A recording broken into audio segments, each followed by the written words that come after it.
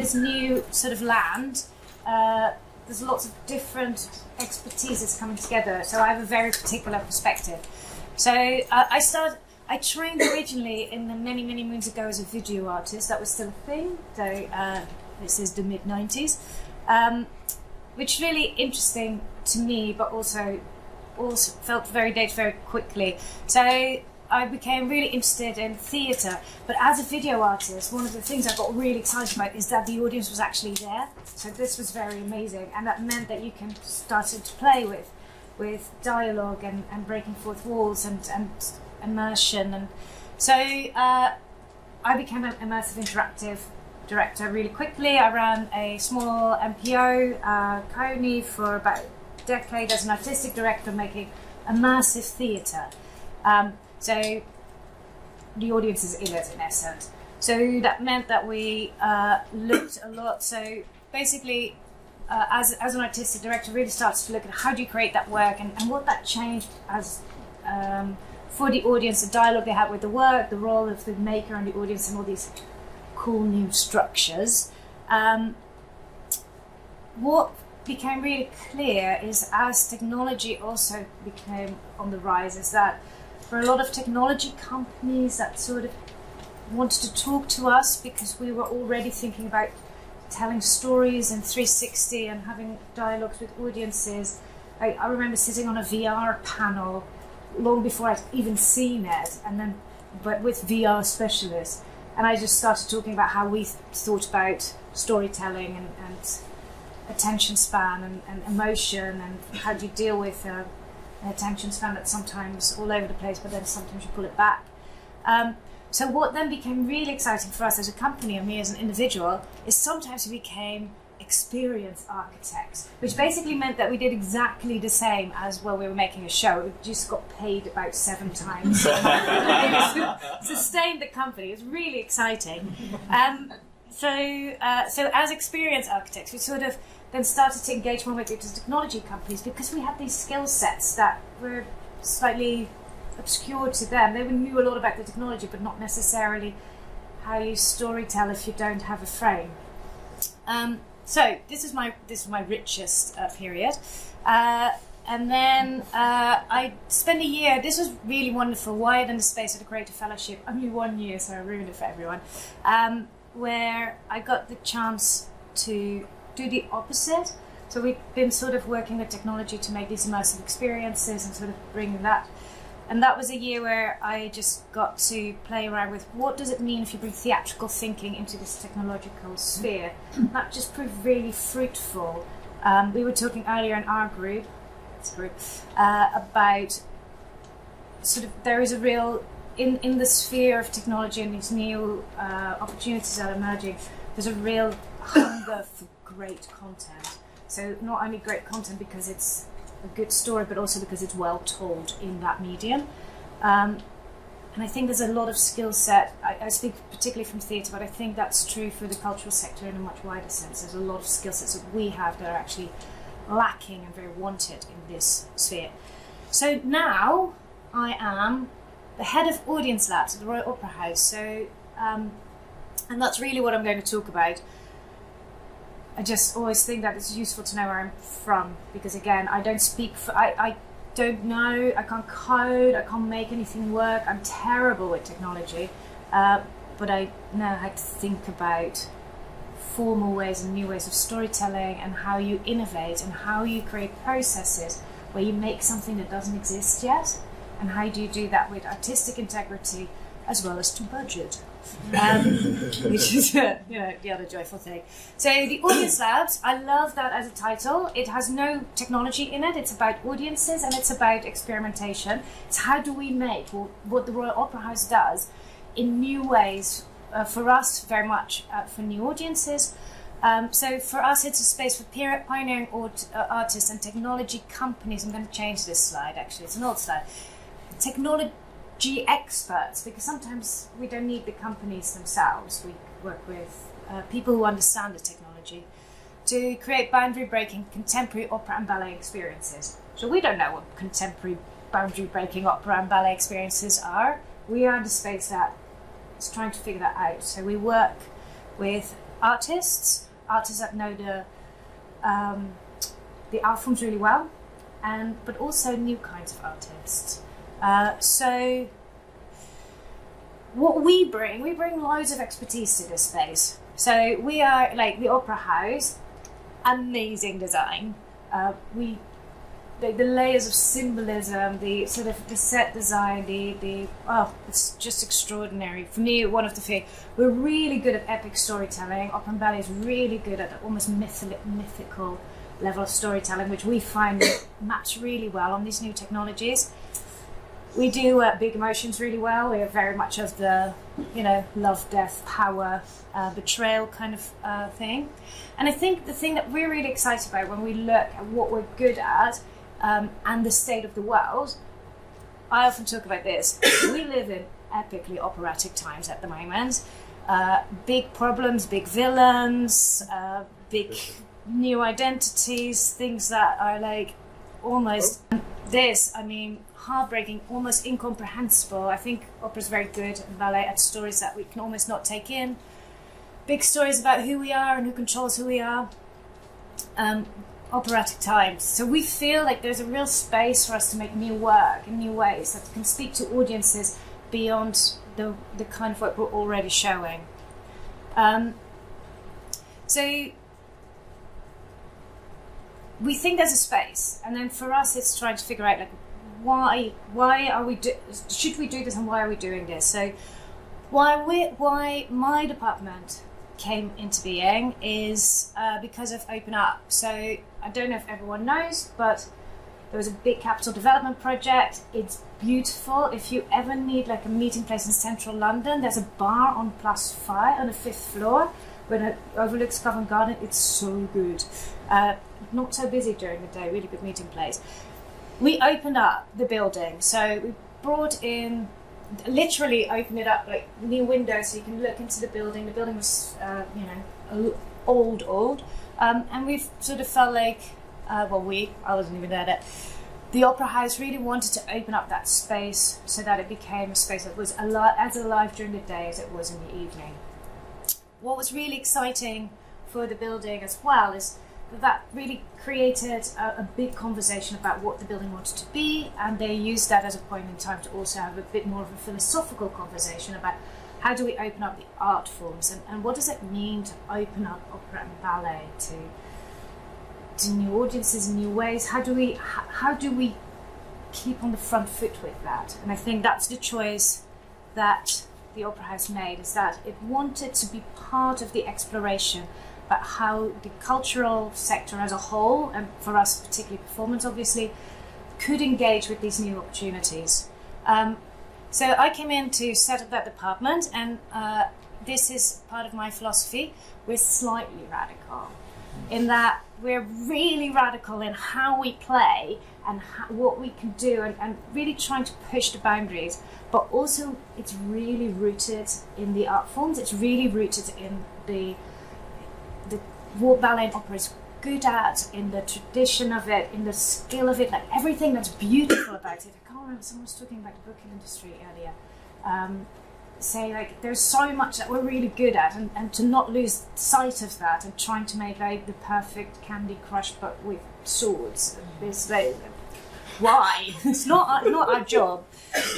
So really rooted in who we are, and again, what that means is something that's part of the discovery. Like if you make something completely new, how is it still opera?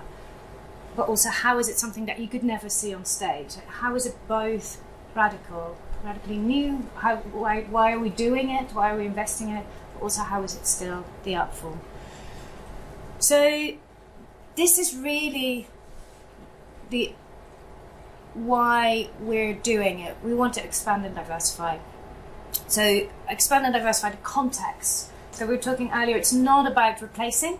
For us, this is very much a yes and thing. It just means that we can pop up in new kinds of contexts. Like we're not going to blow up the Opera House and take away these stages. They're really good at what they do. They're also built. It's an idea from sort of the 18th, 19th century to build an opera house like that, because that's how a traditional opera is created and how it's performed it's perfect for that. Like the building is created for the art form. So if you start playing with form, it also means that you can step away from that particular format, fronton, orchestra pit, big stage, peak fly tower, and pop up a new context. And for us, that's really exciting. How can opera and ballet manifest itself in the world in a way that's meaningful to people, that excites people, that brings a cultural experience, an emotional experience in different ways? So yes, and new context. For us, that also means speaking to new audiences. That's very much part of it. The opera is amazing. It has an amazing outreach program. It's very open. It has much cheaper tickets than you all probably think. But it's still, there is almost a psychological threshold. We all know that. It's true for many, if not all, cultural institutions. Who actually comes in? So for us, thinking about how we make new work that speaks to audiences that might not already naturally come to us is really wonderful. And it also leads to new partnerships. And I'll talk a little bit more about that. But new partnerships, for us, really exciting because that means new kinds of artists, because you need to work with people that have expertises that currently aren't in the building yet. It also means new partnerships, new money, which is always interesting in rooms like this, because some of these partnerships can only come if you become part of this conversation. And there are partnerships out there for both financial and other ways that can support you being part of it. So new contexts for us specifically is very much about where do we want to be? What are the places that audiences that we want to speak to, or what are the contexts in which we want to make work, so that we can bring it to people. So for us, that's not about thinking about technology, and I think that's really important. It's not technology led. For us, it's which technologies allow us to pop up in what way, where. So there's a couple of things that we currently are taking as principles. They might change because we're just starting out, so we might change our mind. But we are really interested in making shared experiences, because that's what theatre does. It brings people together, and then you have a chat about it. It's really, for us, that's where our expertise lies. We think a lot about theatricality, so we're not that interested in realism, because the film industry does a lot of that. So we're really interested in pushing aesthetic and thinking about what a theatrical aesthetic looks like. We're really interested in formal innovation, because opera and ballet are super heightened as art forms. They are not straightforward storytelling devices. They're heightened. So how do we bring those things that we are excited about onto these? We think about technology not as a stage, basically. How do we use these new stages to make work that's true to us in different contexts, or away from the stage? And that can be elsewhere in our building. So we have a dream of we have amazingly massive hangar-shaped almost rehearsal rooms. Could we stage a mixed reality ballet in there that allows people to be simultaneously in a theatrical world and a backstage world and an imaginary world? Like, what does that feel like, and how does that? It's really exciting. We have no idea if it's going to work, but that's the kind of things we're doing. But we're also thinking about touring, about what could we pop up at a festival if we would make something that would premiere not in Covent Garden but in Coldrop's Yard. What does that look like? New audiences. I think we all talk about this a lot. For us, it's really important. I think we as art forms have a lot of prejudice or to deal with. Like, try and talk to a lot of people under a certain age going, would you like to see an opera? And is it like, there's a free ticket in it, and there's a lot of polite excuses about why they can't make it. And I think, but if you talk to someone, do you want to do something epic, musically driven, that talks about, the big story that's going on, you can bring people with it. Like, it's not the art form itself, it's almost like what the art form represents in people's mind, and opening that up just allows us, again, to open new dialogues with new audiences. And then the new partnerships, both new expertise and new money. So I think one of the things that I find really interesting is that just by having this as sort of like a goal, so engaging with this and experimenting with this, we've got quite a lot of underlying innovations that we're starting to deal with that feel really exciting artistically. Like it's really opening up. So one of the things that we're finding is we have to make new creative teams. Like back to the mixed reality ballet, who do you need on that? Well, do you need a lighting designer? Discuss. You still need a choreographer. You still need dancers. But we also now need a motion capture studio. And what are they good at? And how do they influence? What new ideas do they give the choreographer? And what new possibilities do they give a dancing body? You know, choreography, movement, time and space. If you're working in a motion capture studio, they go, time, space. They can control all of those things. And what does that mean for the vocabulary of a choreographer? Actually, it's artistically really inspiring to bring new voices in. These new creative teams also allow us to really, in a very drastic way, look beyond a little bit usual suspects. I think especially organisations like the Royal Opera House, and again, we're not unique in this, many people have that, is there is a particular pipeline that leads you to being able to choreograph on the main stage. There's lots of problems with that already. This actually opens up working with completely new people. So also new processes. So I steal a lot from different industries.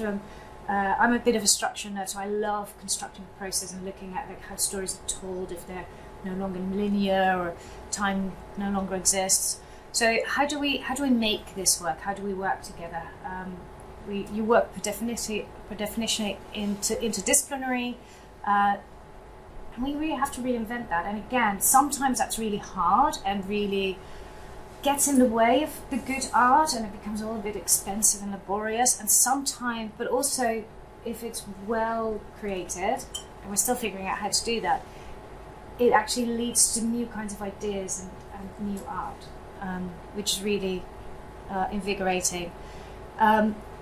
New partnerships and expertise. So this comes out of the new processes. We have to work with new kinds of people, and I think what we're finding is that there's a whole art form about educating people who are very good in an art form. Like, how do you take them on a journey so that they become very good on making something in a different format?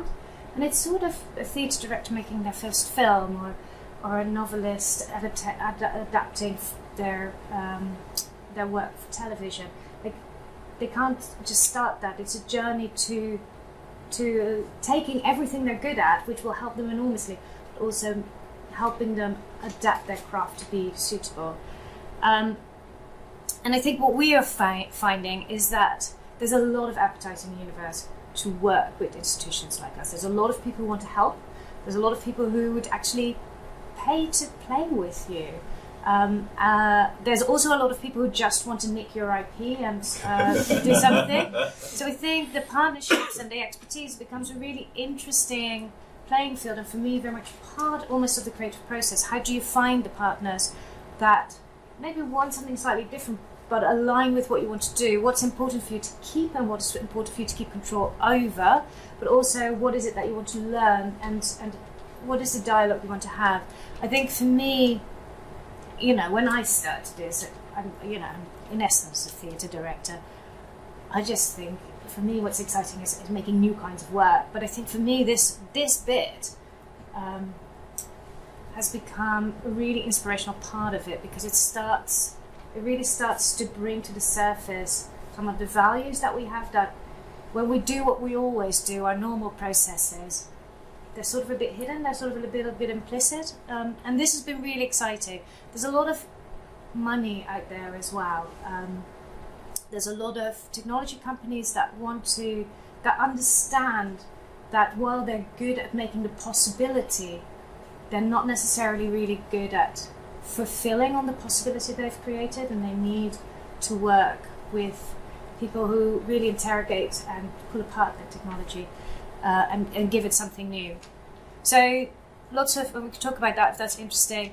for me, the outcome is new forms of art. I think that's what we're finding is we're making things that are not quite ballet as it is, but it's also, it very much comes out of there.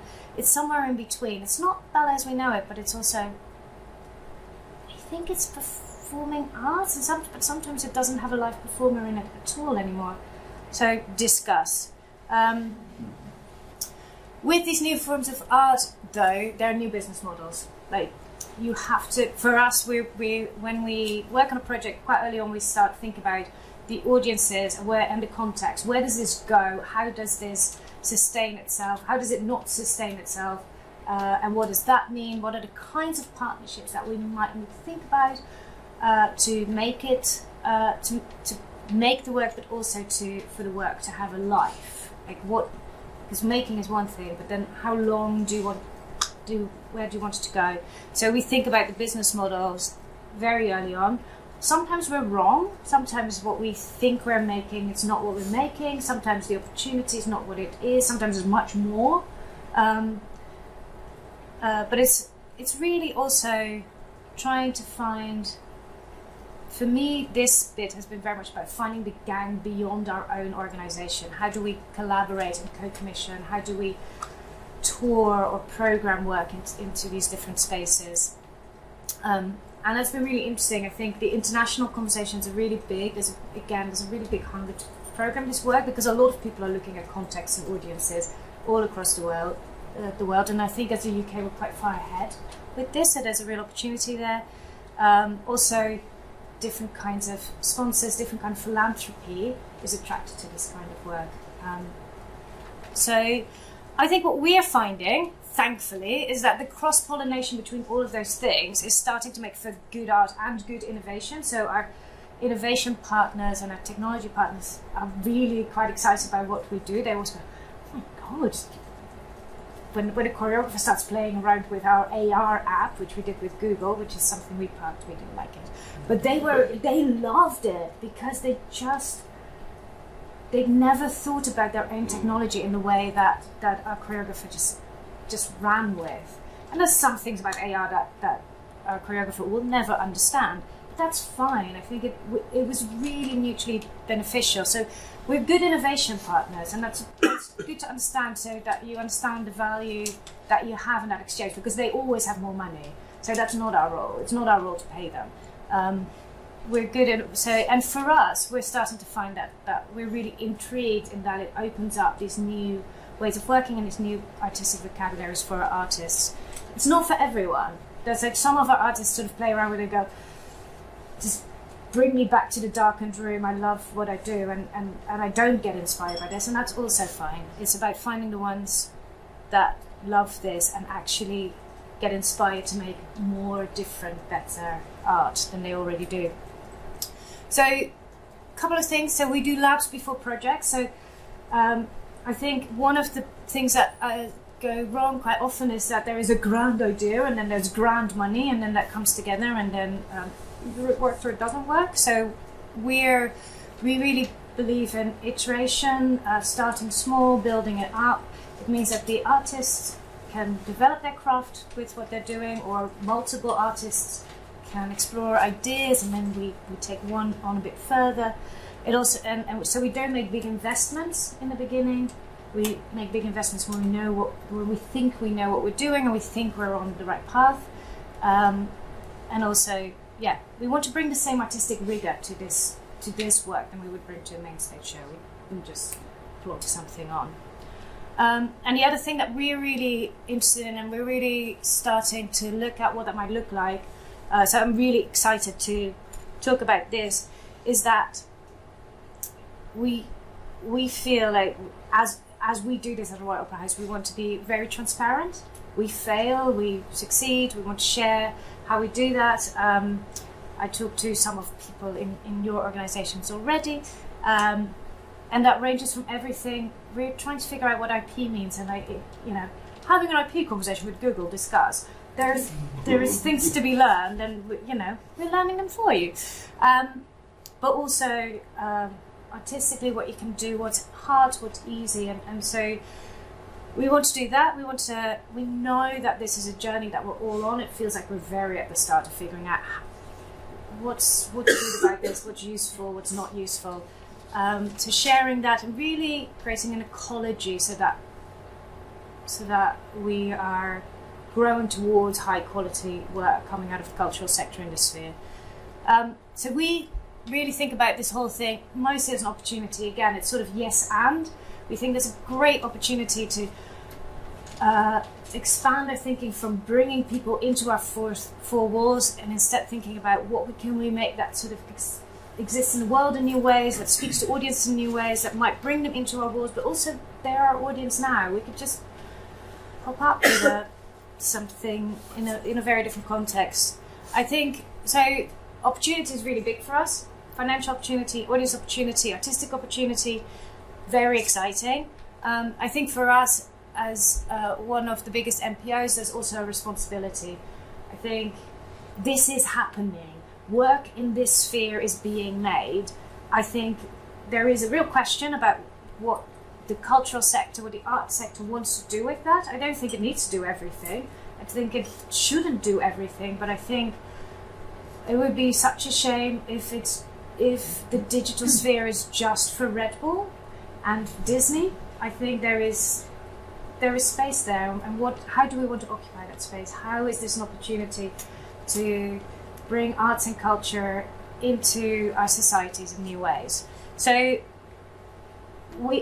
the reason my department exists is because the Royal Opera House feels that as one of the bigger institutions, it's our responsibility to contribute to that. We can't do everything, we won't do everything, but we're here to hopefully help. We break things apart. So we break things apart and we make things new, basically. And instead of the boats, you can have my email address. That might be more useful.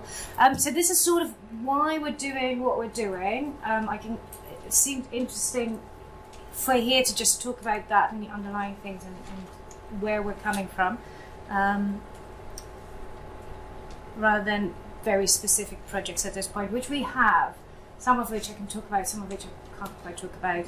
So that felt a bit fuzzy. So I hope this is useful as a conversation starter.